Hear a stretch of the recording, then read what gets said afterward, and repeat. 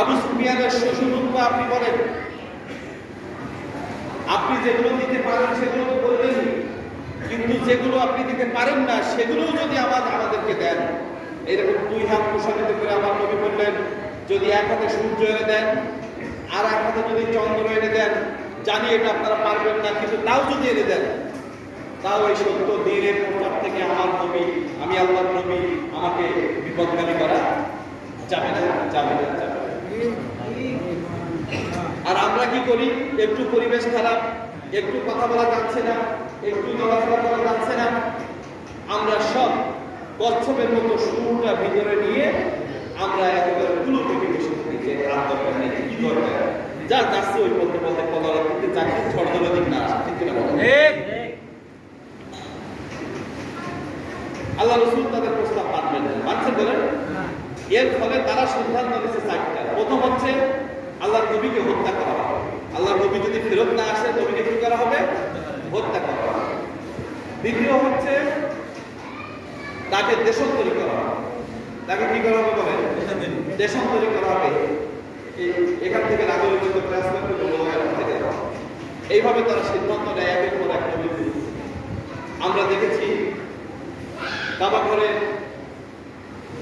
এক প্রান্তে অন্য একদিন যখন আমার নবী আল্লাহ মগ্ন, সেই সময় আবু বকর রাদিয়াল্লাহু তাআলার কাছে খবর গেল, আবু বকর তুমি কোথায় আছো?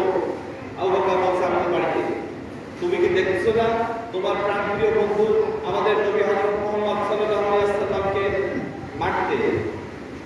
যখন পুরস্কার ঘোষণা করা হলো 100 নাম রূপ প্রদান করা হবে রাসূলকে মারতে পারলে, তখন একজন আরবের এক বীর সে নিজের গামছাটাকে এমন করে পাকায় নবীর মতো করছে যে এইটা দিয়ে ফাঁসি দিয়ে মারা হবে, এটা দিয়ে ফাঁসি দিয়ে মারা হবে রাসূলকে।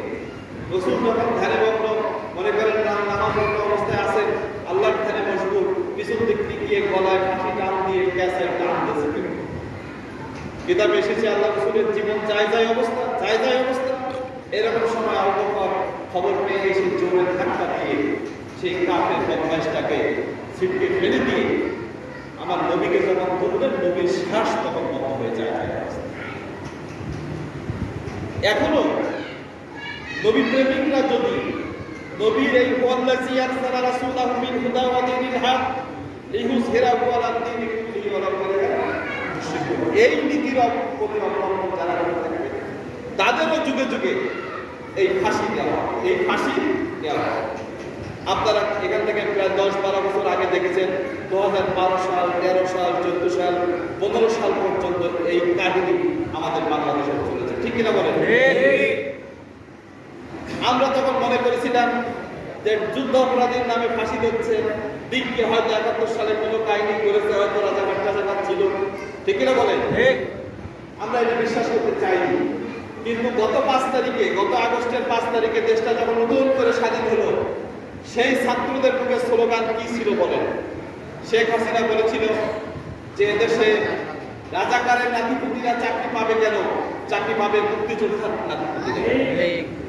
এই কথা বলার পর ঢাকা বিশ্ববিদ্যালয়, রাজশাহী বিশ্ববিদ্যালয়, চট্টগ্রাম বিশ্ববিদ্যালয়, জাহাঙ্গীরনগর বিশ্ববিদ্যালয়, জগন্নাথ বিশ্ববিদ্যালয়, দেশের সব বিশ্ববিদ্যালয়, মেডিকেল কলেজগুলো থেকে ছাত্ররা রাস্তায় এসে বলল যে আমরা তুমি কে আমি কে, রাজাকার রাজাকার। মনে আছে তো সব? তুমি কে আমি কে, রাজাকার রাজাকার। কে বলেছে? স্বৈরাচার স্বৈরাচার। এই স্লোগান দিয়ে তারা রাস্তায় নেমে আসলো। এটা প্রমাণ করলো যে রাজাকারের নাম করে যাদের ফাঁসি দেওয়া হলো, ফাঁসি তারা ইচ্ছা মতো দেশে তাদের ফাঁসি দেওয়াটা ঠিক করেনি, জুলুম করে তাদেরকে ফাঁসি দিচ্ছে, ঠিক কিনা বলেন? তাই দেশের সব ছাত্ররা, সব সাধারণ মানুষ রাজাকার হয়ে ওই দেশপ্রেমিক মুক্তিযোদ্ধা কাকতাড়ুয়া তাদেরকে তাড়াই এই দেশটা আমরা নতুন স্বাধীন করেছে, ঠিক কিনা বলেন? এরপরেও কি দেশ স্বাধীন হয়েছে? হয় নাই? পবিত্র কোরআনের প্রথম নাযিলকৃত আয়াত কি? বিসমিল্লাহির রহমানির রহিম। ইকরা বিসমি রাব্বিকাল্লাযী বড় তোমার প্রভুর নামে যিনি তোমাকে সৃষ্টি করেছেন। এই ব্যবস্থাটা এই জন্যই করা হয়েছে যে ইসলামী শিক্ষা ব্যবস্থা প্রতিষ্ঠা করা ছাড়া সোনার মানুষ প্রতিষ্ঠা করা সম্ভব নয়। 71 সালে বঙ্গবন্ধু যখন দেশ স্বাধীন করলেন, তার নেতৃত্বেই যখন মুক্তিযুদ্ধ হলো, আমরা বইতে পড়ছি, উনি বলেছেন যে আমি সোনার বাংলা প্রতিষ্ঠা করতে চাই। করতে পারেছিলেন? পারেন নাই। কেন?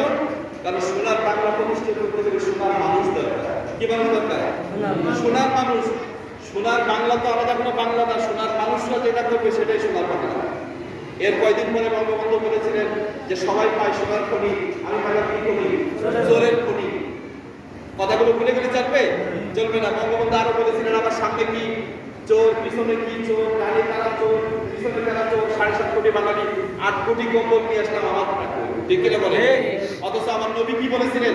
সর্বশ্রেষ্ঠ যুগ হবে আমার যুগ, যেখানে হাজরে মাউত থেকে সানা পর্যন্ত একজন সুন্দরী রমণী গোটা অলঙ্কার করে, গোটা বডিতে অলঙ্কার করে পূর্ণিমার রাতে রাস্তা দিয়ে হেঁটে যাবে।